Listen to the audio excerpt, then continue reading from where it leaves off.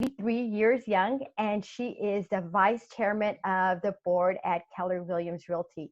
She is also the author of this amazing book that we're going to have a book club on. So y'all need to read it. Yes. Yay. And in that book, she talks to us about, as a tenant farmer, how her life evolved and how she became a CEO, which is amazing in so many respects. Today, she's going to talk to us about the reason she's a patriot and has been a patriot, has been a lifelong patriot for our country. And in honor of Military Appreciation Month, welcome, Mo. Welcome to our group. Thank you so much for inviting me. I'm really honored. Well, thank you. So let me just start really quickly that I know that your family has a long history as supporters of our military. And I think for you, probably it started when your brother served in the war, right? Can you tell us a little bit? It actually started when my father served in World War I. Oh. He was sent to France in World War I, and I was able to record just a little bit about his experience in that war. But I do have some wonderful photographs of him in uniform, and I cherish them, and they're very special. And then, of course, my oldest brother served in World War II under General Patton on the front lines. And then my other brother, Lee, he served in the Korean War. So oh my goodness! The father and the two sons served. And I was a child when my oldest brother went off to World War II. But I remember so many things about that. So I have vivid memories of that war. Actually, I have more memories of that war than I do the Korean War. Isn't that crazy? Because I was older. But I think I may have been a teenager. Yes, thinking of other stuff, right? Yes. So can you tell us, like, as military spouses, I know that we always struggle with the fact that our husbands are deployed and struggle through war scenarios or military conflict scenarios.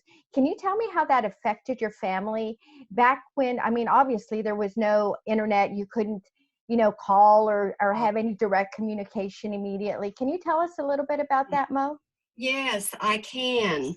We lived on a tenant farm, and we did have a telephone, but it was a party line where everybody could listen in. And you had your own special ring. But I remember the day that my brother left for World War II, and I can recall him holding me in his arms and just kissing me. I was probably 6 years old, 7 years old, something like that. And my mother just cried her eyes out. And my father even wept because we knew that he was going to be with General Patton. He had gotten his assignment, and we knew it was the most dangerous part of the war where he would be. And so he went overseas to fight with General Patton. He lived in a foxhole, of course. And the mailman would bring us his letters, which were all censored. They were checked by somebody to make sure there was nothing in it that would enhance the enemy's ability. And so the mailman would start honking his horn almost a mile down the road. And when we heard that horn honking, we knew he had a letter from our brother. Oh my from goodness. my brother. And my mother and I would run out to the mailbox to get that letter from my brother. But of course, by then it was 2 weeks old or whatever, because it had to come over on a boat. I think, it took so long. Yes. And so you still didn't know for sure he was alive. And every day that my father could, he would drive into our little town, which was 6 miles away. And that was our post office box. And he always checked on the wall, because they would list on the wall those who had died, those who were killed. So he went every day that he possibly could to go check the list. We called it the list. Oh my goodness. Terrible. And everything was rationed back then.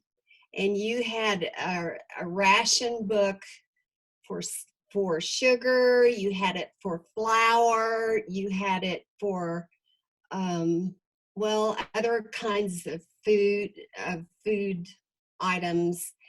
And I remember my mother, I would so look forward to the ration books for the sugar, because she was an amazing cook. And I wanted her to bake cookies, and she would, but she would only let us have one cookie.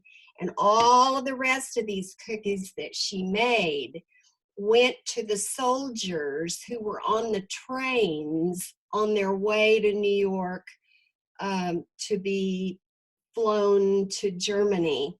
So we would go into our little bitty town, a little town of about 700 people, and we would stand by the railroad station. And of course, it was packed with soldiers. And they would see us with our goodies.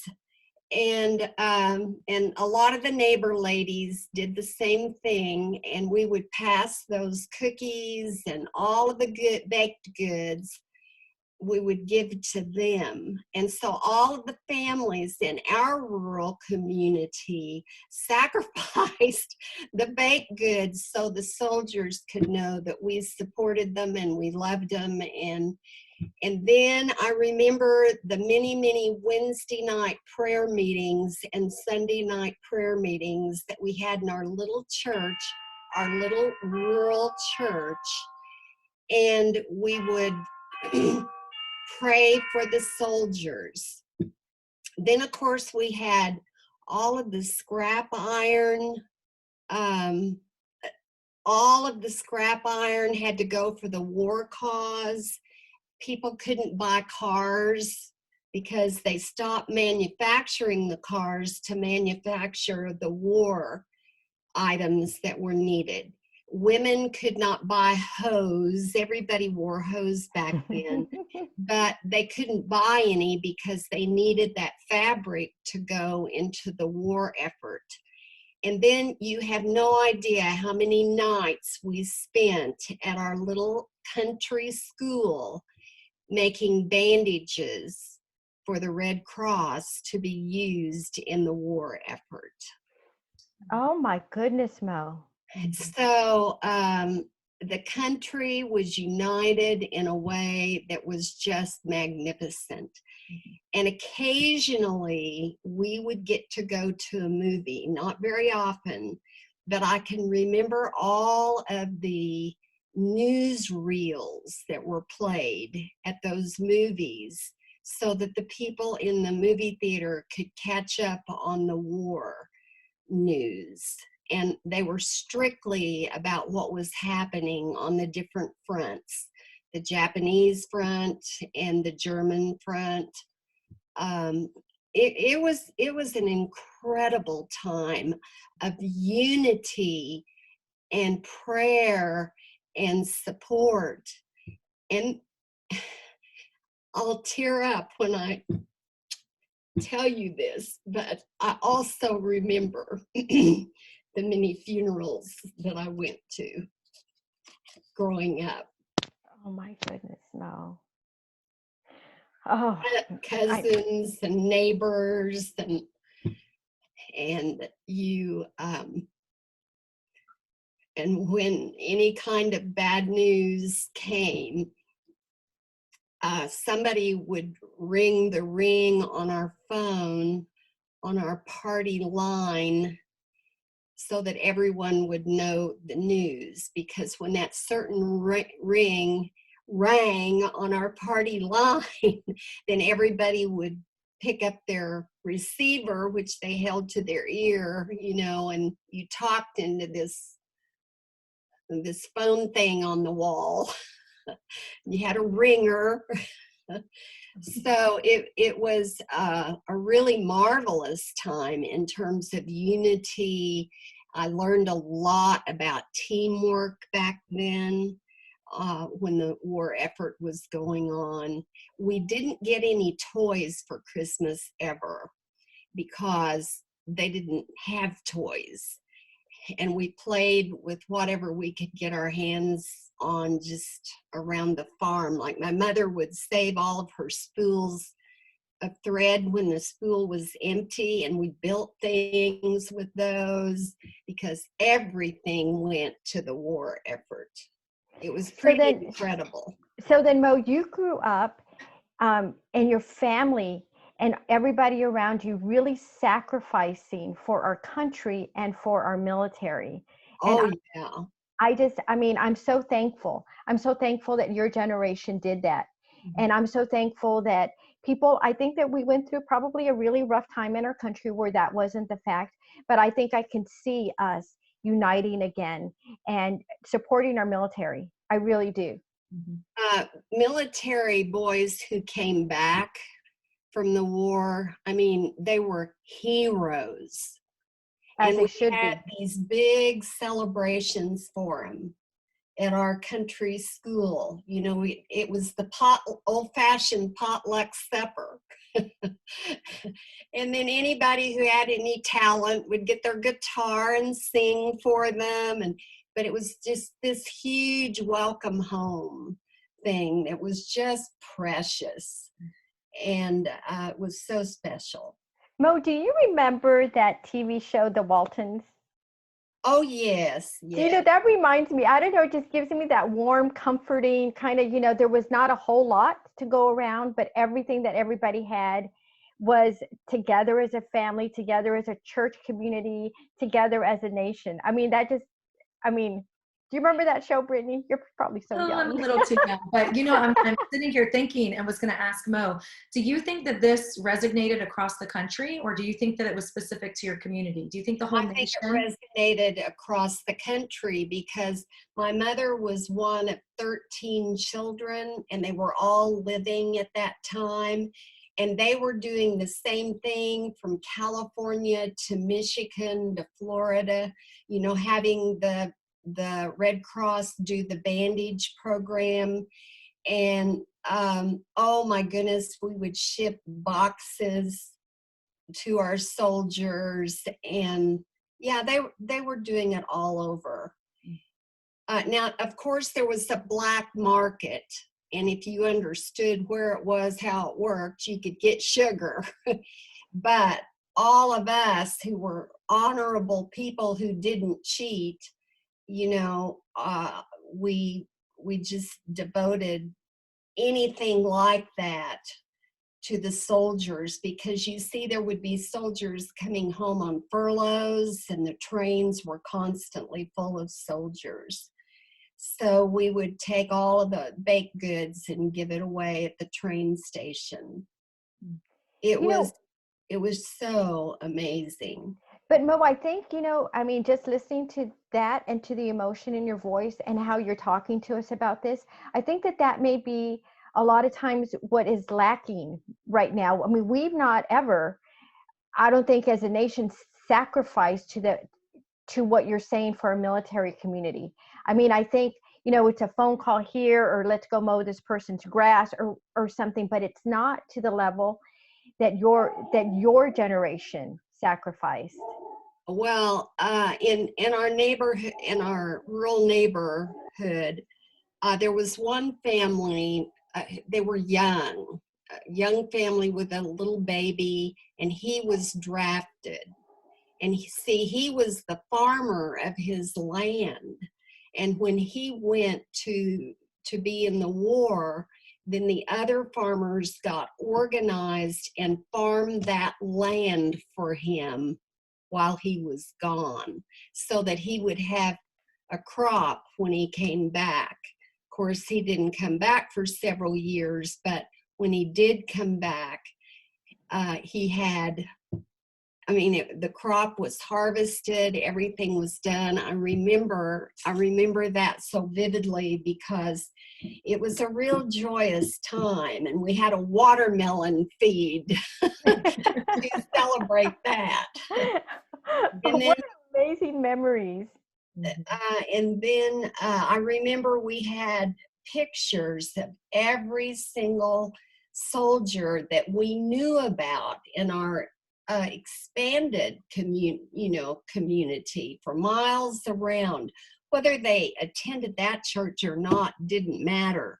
We got photographs of them and put them on the wall of our little country church so that we could really see pictures of the people that we were praying for. And there was always a special section of each church service that was dedicated to praying for our military. That's amazing. Wow. That's wonderful. Yeah. So let me just bring something else up. So, with KW, we're very blessed that we have a lot of military spouse and a lot of military veterans that are agents for our company. And how do you see KW supporting our military veterans and military spouses moving forward, knowing that a lot of us have made sacrifices, not to the extent probably that you have, as with sugar rations and things like that, but a lot of times emotionally and physically. Yeah. Brittany can speak about that also. How do you think KW can support our military spouses and military veterans? Well, I'm looking forward to our opportunity to always include that group in certain situations. I think there should be a breakout, of course, at family reunion where the military group gets together. So Marn was the first one who ever did a breakout session. So thank you to Kelly and to Ashley and everybody who helped us do that. Because at last family reunion, that's exactly what we did. Yeah. So thank you.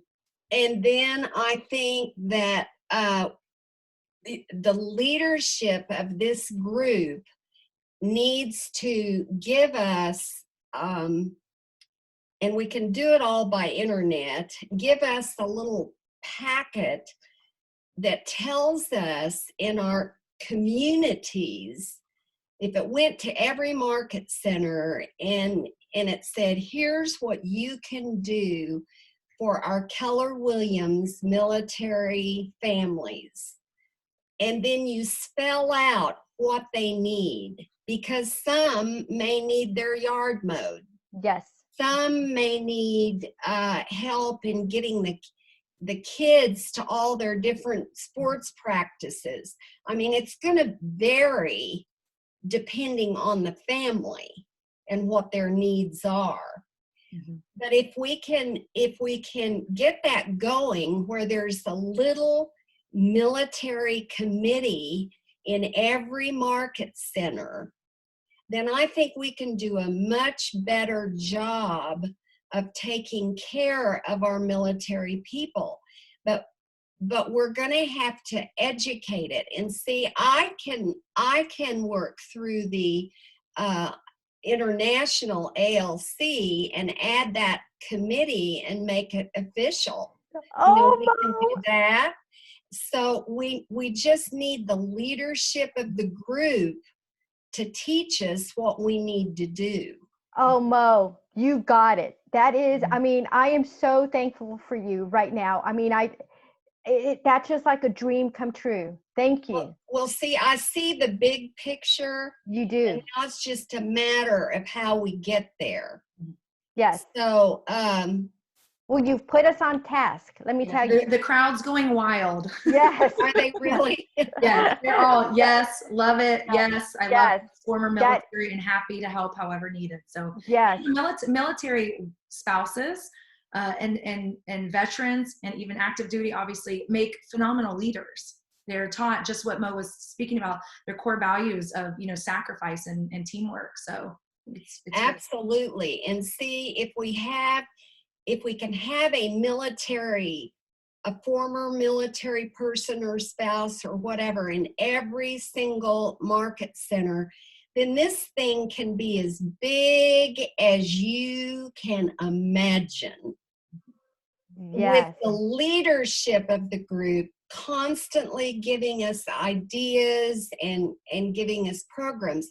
Then when your big group meets at family reunion, and by the way, we need to make sure that we have a room large enough for your group to meet in, then see, you can brainstorm and have brainstorming groups in that group about what we want to accomplish. Yes. Because you guys who are kind of headed this thing need to lead the vision, and then we need to find the people to be in every market center. I thought it would be so awesome. We have over 1,000 market centers. If we set a goal to have enough people chair those committees in at least 500 market centers, like by the end of next year. We'll do it. We'll do it. And then if we get the committees in every market center, then here we go. And we've got Red Day, we have KW Cares, we have KW Kids Can, and we need a military day. And y'all figure that out. We will. Because you're right, Mo. You're absolutely, see, you're a woman of vision. You're absolutely right. Every family needs something different. I mean, at one time I just needed someone to come and tell me how, like, to fix my dishwasher because we had accidentally put, liquid soap in it. And I had all these bubbles, kind of like, Lucille Ball thing. And my husband wasn't around, so I had to thankfully, we had very, very good friends who would always stop in to do something like that or else it would have cost me $250 to get someone out there to say, and you don't have the money for that. No, we didn't.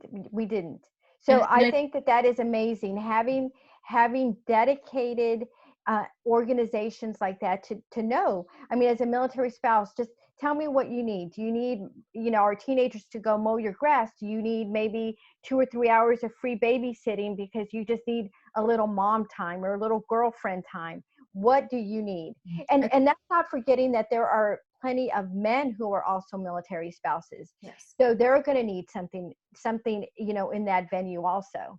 And emotional support, we talk a lot about this too, Grace. I think emotional support and a sense of belonging and camaraderie is really what a lot of people need, especially veterans that are agents, male spouse, etc. They go from this very structured,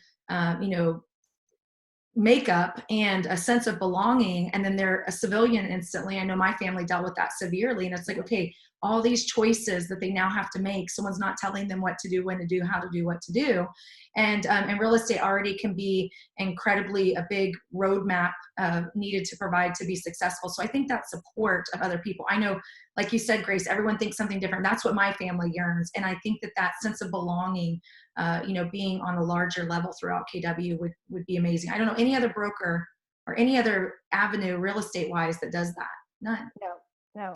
And I have loved what people have done during coronavirus. In Italy, the people were out their windows, kind of hanging out their windows and cheering as the nurses and doctors came by. Well, I just envision this like a military parade in just a market center's neighborhood. where the little kids can get on their little tricycles and put their flags up, and where there's just a sense of appreciation for the military. Like I grew up in. See, Yes. everybody. I mean, it was all we did was live for our military. But I think we can recreate some of that just in neighborhoods if we had a military committee in every market center. And then on times like coronavirus, we can expand that to include a fireman and Nurses, policemen and all of that, where our military committee is showing great love to an extended community. Yes. The primary focus is the military, Yes. but the outreach could even be beyond that. Yes. During times of adversity and crisis. Well, I know that at least I know of a couple of very, and I'm going to share a picture with you and Kelly later on, Mo. Just one of our military veterans who's a KW agent who went back into working as a nurse, and just the photos that he has sent. I mean, so here is a gentleman who not only we need to feature him out front. Mm-hmm. Absolutely. I'll send you the information. Oh gosh, I love you so much. Do I sound like a groupie? We're all groupies. We're all Mo groupies. That's all right. I know. So you've answered like a couple of these questions. So let me just ask you now on another thing is, a lot of our veterans come back with a lot of emotional issues like PTSD. What do you think? I mean, you're such an uplifting, strong woman of God. Tell me, how do we support people who come back that are maybe a little bit, it's a struggle for them day to day in a normal situation. Now with COVID-19, that everybody is stuck in a room or in a house, there's no outlet for them. How do you think that we should support someone like that? Well, our nephew, and some of you may remember him because I had him speak at the inspirational breakfast several years ago after his first deployment to Iraq. And back then, the market centers were making boxes to send to our soldiers. Mm-hmm. With a lot of things they needed, like toothpaste and sunscreen, all that kind of stuff. Yeah, sunscreen. And we sent thousands and thousands and thousands of boxes. And we did that for a couple of years, if my memory serves me right. And one box, of course, went to our nephew. And he was on his first deployment there, and in it had some candy, some chocolate candy that I hoped wouldn't melt by the time it got there. And he was head of 90 men and women or men or whatever. He was head of that group, and they really were in harm's way. And he served in Daddy Bush's war, when they went in the first time. And it was in that war. And and Brian, our nephew, had an interpreter. So he saw a father and a little daughter somewhere, and he had the interpreter ask the father for permission for him to give the little girl the chocolate. And the daddy gave permission, and the little girl ate the chocolate, and her face just lit up, and she loved it. And I remember him telling that story at the inspirational breakfast. Well, he was deployed to Bosnia. He was deployed again in Iraq. I think I may be wrong, he had 4 deployments, but I'm pretty sure I'm positive he had 3, but I think it was 4. Mm-hmm. He came back a total wreck. He was totally destroyed. He started drinking. He had these dreams that were driving him crazy. It was horrible. And I didn't know anything about PST. What do you call it? PTSD. Correct. Mm-hmm. And I had no idea how to help him. So I went to a gentleman here in town who has a ministry to alcoholics and drug addicts, but he had a special love for veterans. So he met with Brian. He got him in the right treatment center and provided the kind of help that he needed that we didn't know how to give. And Brian got his master's degree in counseling after he got better. And he is now head of the vet section of that counseling center. Whoa. He is the one who handles all the vets. So we've had a little bit of experience even with that. You've But had a all lot I of did experience. was just put him with somebody that I thought could help him with the alcohol problem. And now his family is, it's real good again, and there's harmony and there's peace and there's love. And he is so passionate about helping these vets who are coming home. It's just beautiful what happened in his life. And I don't know what would have happened had he not been with the right person who really knew what to do. So they've developed quite a practice in helping vets coming back with PTSD. Yes, yes. Pretty amazing. And I think that there are a lot of resources that maybe we can start putting together, because you're absolutely right. It's shocking how some people come back, and the resources are there, but they need to know. We need to make sure that they know about them, and help them every step that we can. The truth is, when my oldest brother came back from Germany in World War II, they didn't call it PTSD, but he had nightmares. He could not stand the sight of scrambled eggs. He could not even be near that because he was on the front lines and he saw so many of his soldier friends blown up. Oh my. He had a bullet go through his helmet. It's a miracle he wasn't killed, but it grazed his helmet and, didn't hurt him. So there was PTSD even back then. They just didn't know to call it that. Yeah. I think also we saw the struggle he made to get rid of the dreams. Mm-hmm.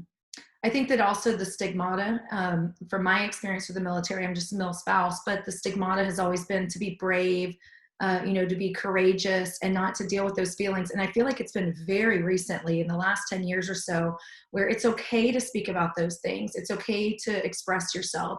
It's okay to deal with those things. So I'm very, very happy that people have stepped forward with resources and acknowledgement. But unfortunately, some of the soldiers, male and female, still have that sense that they don't need help, that they're okay. So I'm glad that we're breaking those walls down slowly but surely, and to be able to provide them with those resources. And like a committee in a market center, when you would send resources, the big group, figuring out how to do all this, and a market center receives the resource sheet that you all come up with, you have no idea how many people there are in the market center who know people or have relatives like we did, our nephew, and how that's going to help. It's just going to feed out into the world in ways that we don't dream. Yes. And I think, Mo, I think that you're right. It starts, I mean, for us KW agents, it's going to start at our local market center. Because I can tell you, I don't know if there's ever been a list put together of who is a military family, who is a military veteran, a military spouse. Even, I mean, even growing up in a military family, sometimes that dysfunction continues because you're used to your daddy going off and not knowing if they're going to come back. We live in a military town, and I can tell you the teenagers that I've seen in high school, it's heartbreaking. They go through their own form of depression and isolation and stress that a 15, 16, 17-year-old isn't capable of coping with. So I think even as, you know, when they grow up and they're agents and they're in their 20s or early 30s, they still have all that baggage. So we Well, need to do something. I'm going to suggest to Brandy, who heads up KW Kids Can, and it's really for, what is it, age 18 or high school through the early 20s, and encourage her to start military KW Kids Can, Oh, that'd be amazing. where yeah, they come to Quantum Leap and they do all that, but they also maybe go on another step, and that way they can share with each other the Yes. trauma that they feel and they've experienced. Yes, amazing. Well, if Brandy As needs a any help, non-military child probably wouldn't have the same reaction to it that another military child would. So, that's you very know, there are all sorts of things that we can do. Yes. We I just just need to get started. I didn't even know you all existed here until, I am. until Grace really began to educate me. And then I saw the vision and I saw the scope. So I began taking some steps, and Well, you know, I told Kelly, Mo, that, you know, I do not believe in coincidences. I know that God had your little security team lost at family reunion so you and I could sit and talk for 10 or 15 minutes by ourselves. I really do believe that that was to lead this forward. It wasn't just for me to get down and, I mean, to sit down and talk with my hero for a few minutes. It was to do this. I really do believe and I that. saw your passion, and I thought, man, this will go. It's gonna go. It's gonna go, Mo. I what you're giving us right now is inspiration, is marching orders, is encouragement. I think we got this. We got this. Yeah, yeah, and you'll know what to do with it. Yes, yes. Well, it was your support. I mean, you've given us just in this last 35, 40 minutes that we've talked, you've given us direction, and your vision is incredible. So thank you for that. Thank you. So I was going to ask you a couple other questions, and I'm going to let Brittany ask you some questions because I know that we've got some. Nope, you've answered that one. I was going to say, how would you direct us as our country's patriots to support our military community? I think that that was my last question on my my sheet, and I think that you've given us great direction of how to do it, how to lead with our heart and lead with our passion. Right. Brittany, did we have any questions? So I think it's funny that some of the watchers, and hello to everybody who's viewing, thank you guys for sticking through and chiming in. And we can really see where your passion is. I saw those hearts flying on Facebook when Mo started speaking about bringing some sort of a chapter for the military and as well. Eli Torres from Houston said we should be called the Mosketeers. That's pretty cute. That's Mo's followers or fans, as you want to say. Leah Gonzalez from Vegas has said that, you know, she was speaking on, and when you said before that people find their tribe and their calling, veterans, and we featured Leah on Lady Leaders last week, and she also, Ernie deals with PTSD, and she's a caregiver for him as well. So she was encouraging all of us to help our veterans who are looking for their niche to find their tribe and their support. And Leah also said we're going to be able to help others and support others in such large numbers, and they're so excited. So Another question too that we have here is, Mo, what is your favorite military charity? Well, I happen to love Folds of Honor because of the guy who runs it in Oklahoma. Mm-hmm. And now I can't pull up his name. It's escaping me. I'm having a senior moment. But he's been in my home several times, and he lost a leg, but he runs that for the state. He's head of the state, and I just adore him. So that kind of tends to be my thing, but it's really a case where I don't even know what all of the military charities are, but I'm really fascinated with the building of homes for the soldiers coming back when they have such special needs.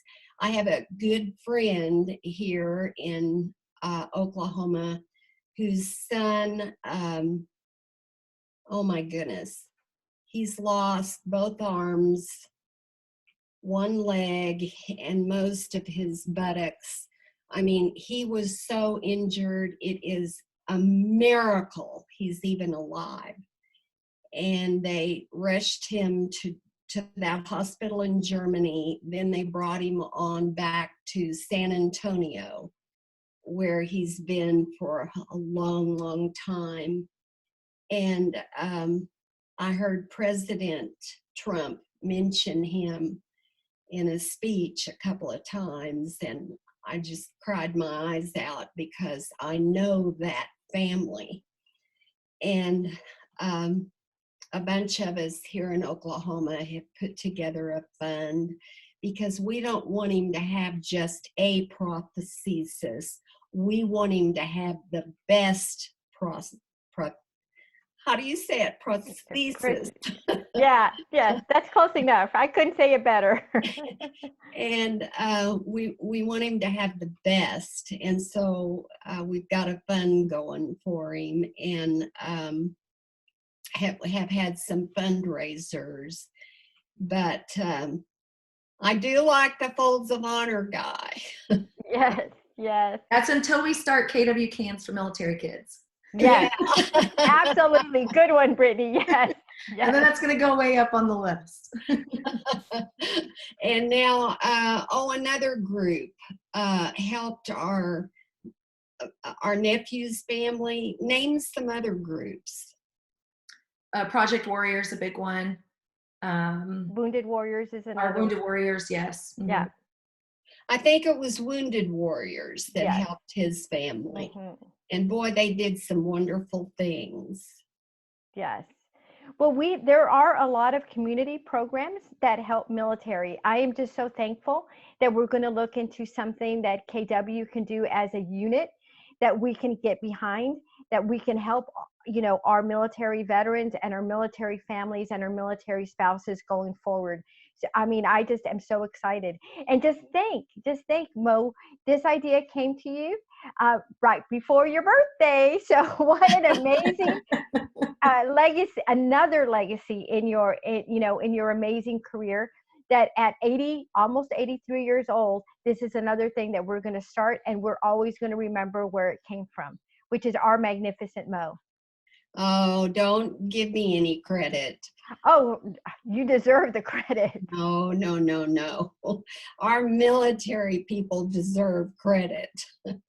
Because... And you're right. But it always takes, I have to tell you, it always takes someone like you. And I know that you're very humble, but you have to know the influence that you have on us as KW, as women leaders, and as just leaders in Keller Williams. You have to recognize, just the push that you have and the ability to get something started that we don't have. So I want to thank you, because it always takes someone like that. I mean, we can have great ideas. You put it in words. We're going to take it for action. But I know that that you're going to be behind us. Oh, yeah. Yes. I want to be the wind beneath your wings. You will be. What other questions do we have, Brittany? Because I know Mo is on a very strict schedule. Yes, and we want to respect that for sure. And another one was, you noted in your book, be grateful for where you live, the freedoms and opportunities that it grants you. How would you tell people right now, what is one action item for them to be able to show that in our current situation with COVID? Well, there are a lot of ways that you can show it, but one way that I like to show it is if I'm in a restaurant or if I'm at the airport or wherever I am. If I see military people, I walk over and talk to them. And I just say, thank you so much for what you do. And I always give them money. And I say, go get you a big old Starbucks, your favorite drink on me. And a lot of them, don't want to accept money from a woman. And you know how that goes. And I says, I won't hear of it. My daddy was in World War I, and my brother was in the Korean War, and my nephew in Iraq. Now you take this money and you get you a big old Starbucks, and they laugh, and then they take it, and they stop by, and their Starbucks. But I do that publicly because I want people seeing me do it, in the hopes that they will too. Because, I'll get teary again. I was going somewhere to teach quantum leap, and I got delayed in the Kansas City airport. And I looked out the window, and on the plane that I was supposed to get on, they were bringing home a soldier, and his family was there, and the coffin was draped with the flag. And I'm telling you, it was one of the most heartbreaking, moving things I've ever seen. And I stood there at that window and watched it all. And I saw so many people in the airport right there with me who were just weeping. And then another time I was on a plane, and I didn't know it, but our plane was carrying another deceased soldier. And the pilot said to us,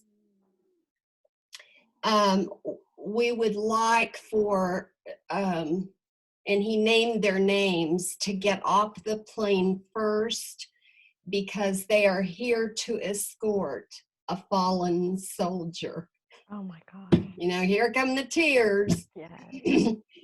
And everybody on that plane was so respectful, and absolutely sat there as long as we needed to for those people to get off to go escort the coffin to the family. And those two experiences really, really touched me deeply, because I can remember how thrilled we were when my older brother and my younger brother came home from the war. And Mo, thank you for sharing that. And I can tell you from personal experience, like my husband's been out for a while. And he wears the hats with the boats he's been on and stuff. And I can tell you, when people come up and say thank you for your service, especially when he was around like our teenagers, it really does make people like him who sacrificed really feel good that someone at Home Depot comes up to a stranger and says, thank you for your service, with nothing else. I mean, he's never, we had someone give him a magnificent, like you, a Starbucks, but just that little thanks. So if I can leave it with everybody who's a patriot, I do it when I see someone in, with a hat or something, it really does make them feel like the years that they spent away from their families, or, watching someone die, has really, really meant something to our country. So thank you, Mo. Thank you. Well, we went through the Vietnam era. I watched that, and that was horrible. Horrible the way our veterans were treated when they came home. I could hardly deal with it.